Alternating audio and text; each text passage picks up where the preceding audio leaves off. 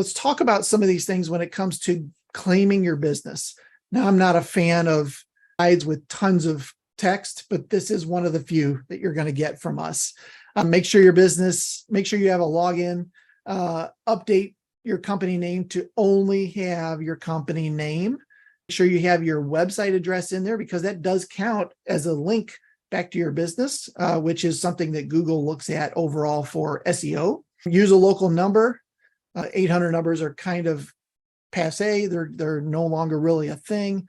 Use a local address and then upload photos. We'll talk a little bit more about the photos piece here in a minute, but upload photos, geotag those photos. I'll talk a little bit about that. And obviously make sure you list your hours or services that you offer, and pick the right categories too. One thing I didn't put on there, but I'll point that out here in a minute. So google.com/business is where you go. Oops, let me go back to that. Top right corner, sign in, manage now, or claim your business. It's going to say something along those lines. Once you get in there, again, make sure you use your real company name. F&R Interiors thought they would add a couple keywords to theirs. Not good at somebody's probably going to flag them as a correct listing. Once you get in there, click the info tab. That's where a lot of these things are going to be. Obviously, you can also go to just Google and search for your business name, and you'll have this same type of window where you can start to edit different things. Under business category, for most of you, it's going to be window treatment company or window treatment store, or it's going to be awning supplier, something along those lines. But don't stop there. List as many categories as you can. In fact, you might want to grab a screenshot of this, write it down. List as many of these categories as makes sense for your business. Now, if you're not an upholstery shop, don't list it that you are. But if that's something you do, add that to the listing. I think you can add, I think it's 7 or 8 total that you can use in the business categories. There are some tools out there too online where you can actually, just look up Google business category ideas, and it will tell you what other categories. If you type the words curtains in there, it'll tell you what other words that might be good categories that you could add to this. So there are some different tools out there. Just Google that kind of a thing. But these are some really good ones here if they make sense for your business. So some best practices. Use call tracking to differentiate your lead sources. So earlier when I showed you guys all the different lead sources that were coming in for that client in LA, we're doing that through call tracking. Call tracking is getting a phone number that only shows up in your Google business profile. It doesn't show up anywhere else. So that number forwards to your regular line, or forwards to like our lead boomerang system, then forwards to your regular line. But this lets you differentiate where that call came from, so that you can start to see what things are working, things are not working, which sources are generating leads for your business. Date and geotag your photos. We'll talk about that. Add new photos consistently. There's something called Google Posts where you can do kind of like blog posts inside of there. They're usually a lot shorter, just quick little updates about your business. We recommend doing that once every 10 days.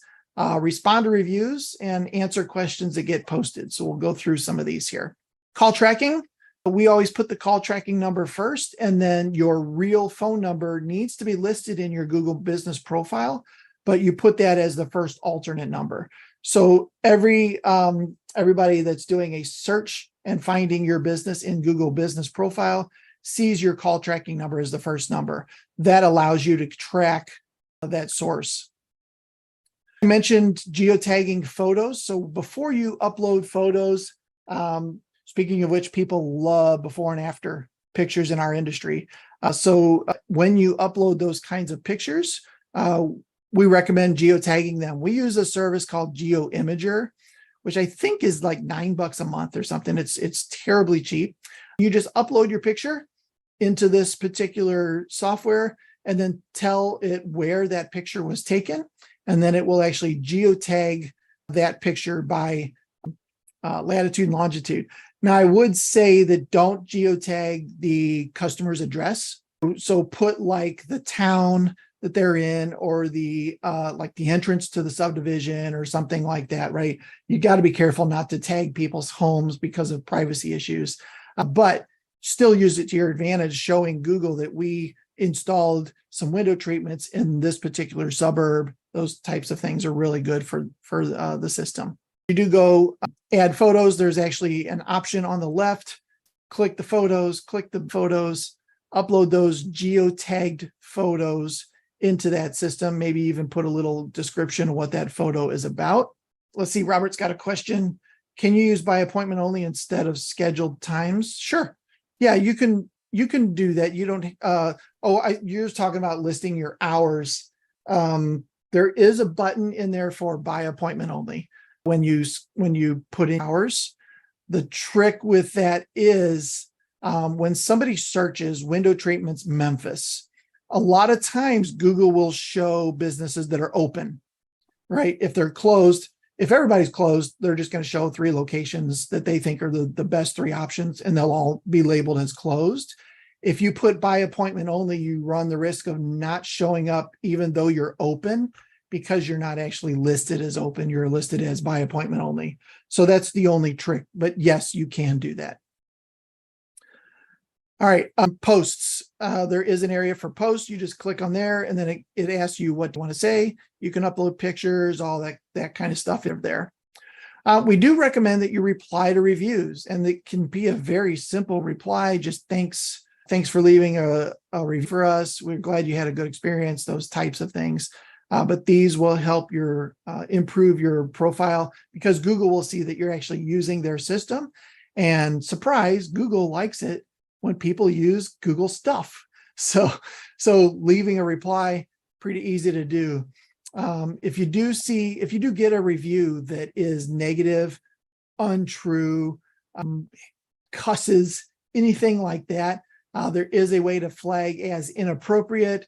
And then you would just pick out what is the thing that they are incorrect about.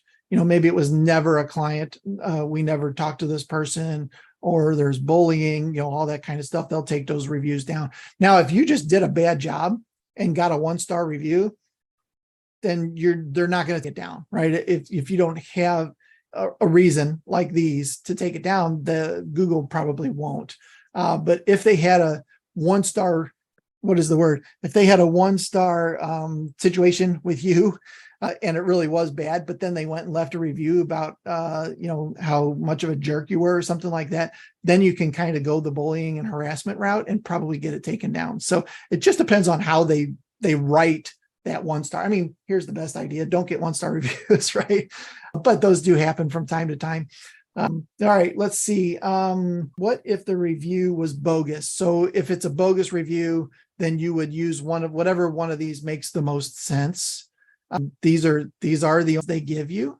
So in that case, I would probably choose spam, something like that. If another business or person is trying to sabotage you. The nice thing about that is Google only lets you write reviews if you're logged in. So it has to be a real Google account. So if you brought this up to them through this process, it could be that they could take that entire account down so that they can't keep doing it. I think, people are not going to keep creating accounts to do this. They might do it 3 times, but get tired of it would be my guess. Ultimately, you do have to stay on top of it, though. Now, Google does alert you every time you get a new review. They'll send you an email saying you got a new review. So just go check it out, make sure it was 4 or 5 stars, and you're good to go. If you get a 1-star, then you need to investigate, obviously. I do have insights in the back end of the google.com/business system. There are some really cool insights about where your listing showed up, how often it showed up, whether it showed up in maps versus just search, which is always really cool as well. Some really good information inside here, along with how people engaged with that profile. So what can you do to hurt your own rankings? There are some things we've already mentioned, some of those. Number one, you need an office in the city where you're targeting in order to do well. This has become even more of a with number 6 here, home office. Google's really cracking down on these things. And if you have a home business, it's getting a lot harder to rank in the map area. So having a physical location is best. Can you always do that? Obviously, no. You might not have the money to pay rent somewhere else, but there's an advantage if you're able to do so. Don't try to spam Google with fake locations. I have seen some companies where they'll put up 5 or 6 or 8 locations around the city. They're all fake, and it works. I'll be honest, it works. We've had some clients say, hey, we want to do this. And we've said, no, it's a really bad idea, because once Google finds it, they'll totally take your business offline. So you might have a nice little spike in business for short term, but once somebody reports that this is not a real location, you can go right down the tubes pretty quickly. Right. Inconsistent name, address, and phone number in your profile. So we'll talk a little bit more about that in a minute. Spam your city name or company name or categories that don't really make sense. Then do you have enough reviews? We'll talk about all of these things. And I already mentioned the home office thing. So